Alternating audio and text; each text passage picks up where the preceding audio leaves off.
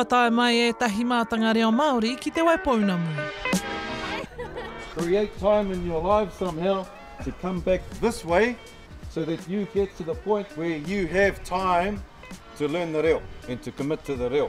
Kua huri te ao, kaore tātou I te noho, I ro whare nohia e o tātou kaumātua, he iti noiho tā tātou toro I etahi wā ki te tai ao, ki te moana, engari ko te ao taone, ko te pāraima tā tātou e noho nei. Ki roto I te tāpū parati. Ko kōkiritia te kupu he kura reo e whakakotahi ana I ngā whānau o te kura kaupapa Māori o te whānau tahi.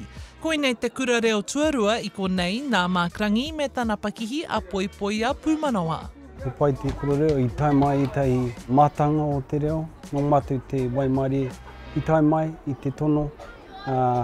Kia whakahihi ko I te whānau mo te reo, kia anga whakamua, he hanga rautaki whakarau ora I te reo, o tēnei takiwa, o tēnei hāpuna.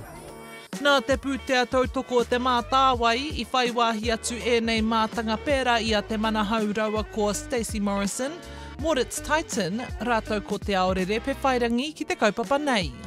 E te kōrero rātou mo te tini, I te kope, mo te whakapuaha I te tamaiti, e rā momo āhuatanga e wheako nei ngā mātua o tēnei takiwa, e te kōrero hia kei te whakākona I tēnei kura reo nei.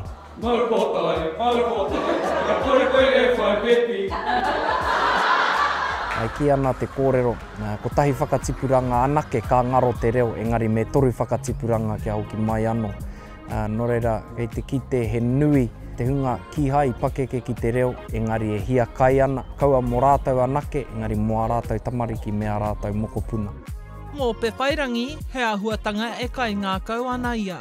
Ka rongo au ki ngā wheako o aku mātua, I ngā tau o te iwa te kau, I whakauru aku mātua I a mātou ko taku whānau, ki te kōhanga me te kura, me ngā āmaimaitanga, ākuni e hara ko pēa ko tēnei, te huarahi tika mō mātou, engari kua pahure te toru te kau tau, e ora pai ana mātou nā te reo Māori. How the tail of a fish?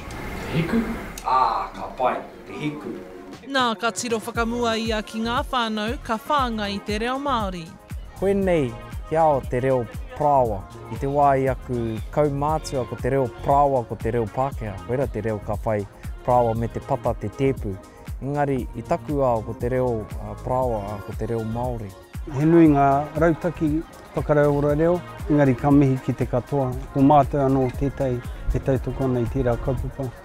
Kia horapa, kia whakau kai pō I te reo, ki tēnā wāhi, I ngā wā katoa ko te reo te whainga.